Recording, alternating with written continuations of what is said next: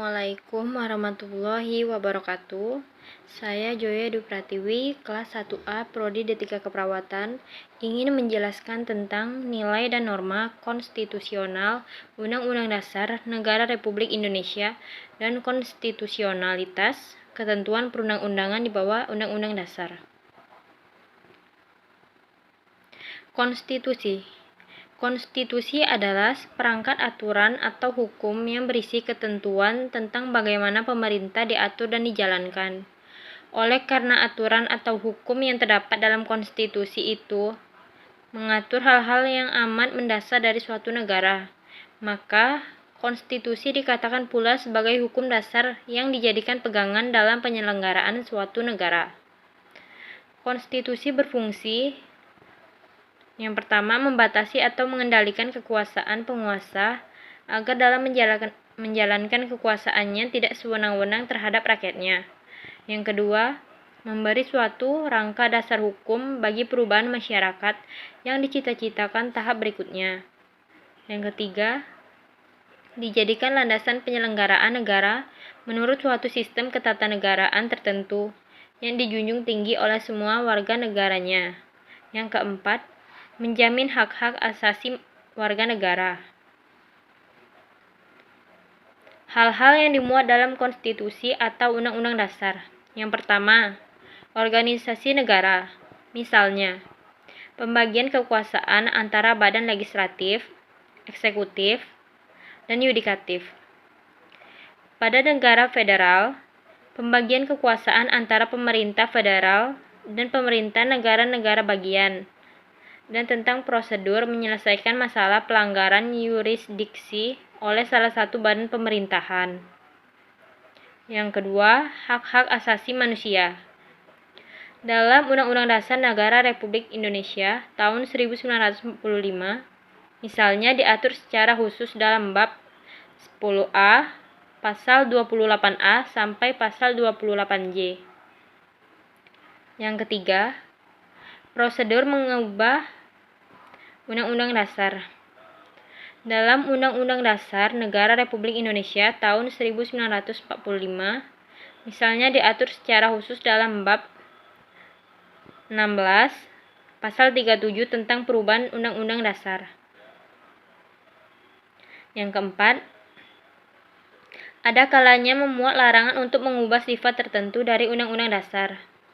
Dalam Undang-Undang Dasar Negara Republik Indonesia 1945, misalnya diatur mengenai ketetapan bangsa Indonesia untuk tidak akan mengubah bentuk Negara Kesatuan Republik Indonesia, pasal 37 ayat 5. Yang kelima, memuat cita-cita rakyat dan asas-asas ideologi negara. Ungkapan ini mencerminkan semangat atau spirit yang oleh penyusun Undang-Undang Dasar ingin diabadikan dalam Undang-Undang Dasar sehingga mewarnai seluruh naskah Undang-Undang Dasar itu. Konstitusi mempunyai dua macam pengertian. Dalam arti sempit, konstitusi merupakan suatu dokumen atau seperangkat dokumen yang berisi aturan-aturan dasar untuk menyelenggarakan negara. Dalam arti luas, konstitusi merupakan peraturan, baik tertulis maupun tidak tertulis, yang menentukan bagaimana lembaga negara dibentuk dan dijalankan. Melihat perjalanan sejarah Indonesia merdeka, ternyata telah terjadi dinamika ketatanegaraan seiring berubahnya konstitusi atau undang-undang dasar yang diberlakukan. Setelah ditetapkan satu hari setelah proklamasi kemerdekaan, Undang-Undang Dasar Negara Republik Indonesia 1945 mulai berlaku sebagai hukum dasar yang mengatur kehidupan ketatanegaraan dengan segala keterbatasannya. Mengapa demikian? Karena sejak semula Undang-Undang Dasar Negara Republik Indonesia 1945 oleh Bung Karno sendiri dikatakan sebagai Undang-Undang Dasar kilat yang akan terus disempurnakan pada masa yang akan datang.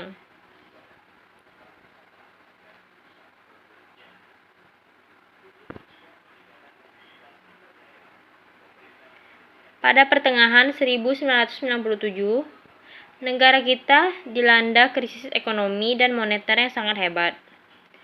Krisis ekonomi dan moneter yang melanda Indonesia ketika itu merupakan suatu tantangan yang sangat berat. Pemerintah sudah tidak mampu lagi mengendalikan keadaan. Maka, pada tanggal 21 Mei 1998, Presiden Soeharto menyatakan berhenti dari jabatannya. Berhentinya Presiden Soeharto menjadi awal era reformasi di tanah air. Pada awal era reformasi, pertengahan 1998, muncul berbagai tuntutan reformasi di masyarakat. Tuntutan tersebut disampaikan oleh berbagai komponen bangsa, terutama oleh mahasiswa dan pemuda. Beberapa tuntutan reformasi itu adalah: 1. Mengamandemen UUD Negara Republik Indonesia 1945. Yang kedua, menghapuskan doktrin Dui fungsi Angkatan Bersenjata Republik Indonesia. Yang ketiga, menegakkan supremasi hukum, penghormatan hak asasi manusia atau HAM, serta pemberantasan korupsi, kolusi, dan nepotisme atau KKN. Yang keempat, melakukan desentralisasi dan hubungan yang adil antara pusat dan daerah. Yang kelima, mewujudkan kebebasan pers. Yang keenam, mewujudkan kehidupan demokrasi. Pada tuntutan untuk mengamandemen Undang-Undang Dasar Negara Republik Indonesia 1945, adanya tuntutan tersebut didasarkan pada pandangan bahwa Undang-Undang Dasar Republik Indonesia 1945 belum cukup memuat landasan bagi kehidupan yang demokratis, pemberdayaan rakyat, dan penghormatan hak asasi manusia. Di samping itu, dalam tubuh Undang-Undang Dasar Negara Republik Indonesia 1945, terdapat pasal-pasal yang menimbulkan penafsiran beragam, atau lebih dari satu tafsir, atau multitafsir, dan membuka peluang bagi penyelenggaraan negara yang otoriter, sentralistik, tertutup, dan berpotensi tumbuhnya praktik korupsi, kolusi, dan nepotisme atau KKN. Dalam perkembangannya, tuntutan perubahan Undang-Undang Dasar Negara Republik Indonesia 1945 menjadi kebutuhan bersama bangsa Indonesia. Berdasarkan hal itu, MPR hasil pemilu 1999 sesuai dengan kewenangannya yang diatur dalam pasal 37 Undang-Undang Dasar Negara Republik Indonesia 1945 melakukan perubahan secara bertahap dan sistematis dalam 4 kali perubahan, yakni: yang pertama, perubahan pertama pada Sidang Umum Majelis Permusyawaratan Rakyat tahun 1999. Yang kedua, perubahan kedua pada Sidang Tahunan Majelis Permusyawaratan Rakyat tahun 2000. Yang dengan undang-undang dan rumusan Undang-Undang Dasar Negara Republik Indonesia tahun 1945 tentang semangat penyelenggara negara belum cukup didukung ketentuan konstitusi yang sesuai dengan tuntutan reformasi. Undang-Undang Dasar Negara Republik Indonesia tahun 1945 sebagai konstitusi negara Indonesia memiliki kedudukan sebagai hukum tertinggi, dan hukum dasar negara.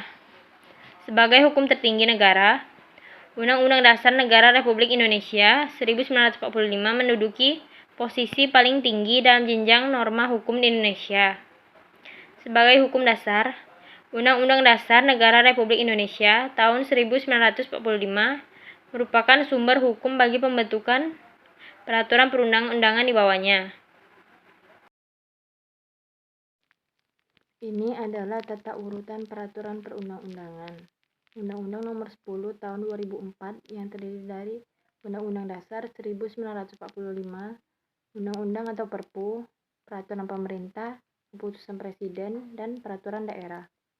Dan Undang-Undang Nomor 12 Tahun 2011 yang terdiri dari Undang-Undang Dasar 1945, TAP MPR, Undang-Undang atau Perpu, Peraturan Pemerintah, Peraturan Presiden, Peraturan Daerah Provinsi, Peraturan Daerah Kabupaten atau Kota.